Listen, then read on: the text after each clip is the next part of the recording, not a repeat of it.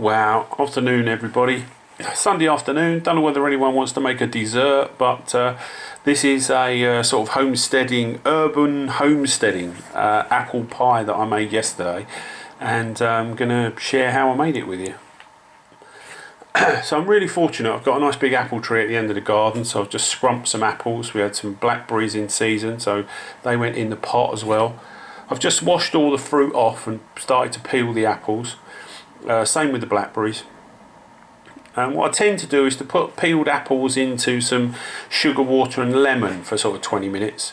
Cut your pastry 60-40, 60 for the base, 40 for the top, and just put the top pastry to one side. Don't forget to butter the pie dish, otherwise your pastry will stick.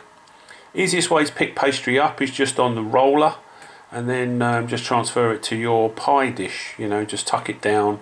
Once you've tucked it down, just trim the edges with a knife, and that's your pie dish kind of ready to rock and roll. This is really straightforward, people. So once you've got your pie dish and your pastry all done, roll your top out. Just make sure that you've got enough pastry and it's big enough. Decore your apples. So I just cut around the core, cut the apples into thin slices and lay them in the dish. And then what I'm going to do is sort of a layer of apple, layer of blackberries, a little bit of sugar, layer of apples, layer of blackberries, a little bit of sugar. It just ensures that everybody gets, you know, everything in the pie sort of thing.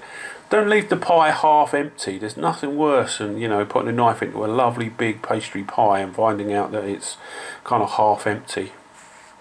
A little bit of milk and a pastry brush is how we're going to stick the two parts together. So just paint around the edge.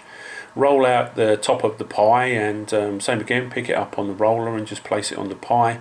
And now what we've got to do is kind of press the top and the bottom together, you know, once you've trimmed it. So trim round with a knife. Here I'm just using a fork, but you could use your fingers or the edge of a knife or whatever you want, just to seal the two pieces together. You've got to ensure that you put nice drop of sort of milk or egg wash or something on the top, because that just ensures your pie goes nice and brown. If you've got any pastry left over, you can make little decorations like these hearts.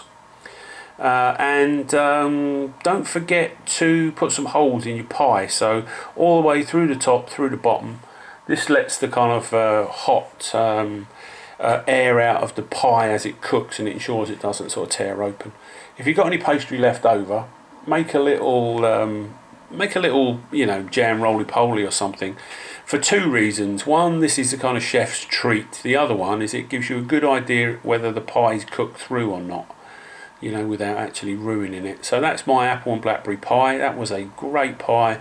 Bit of ice cream, double cream or custard. You'll find that is a brilliant Sunday afternoon dessert. Sorry it's a quickie, but as always, any comments, love to hear them. Back soon.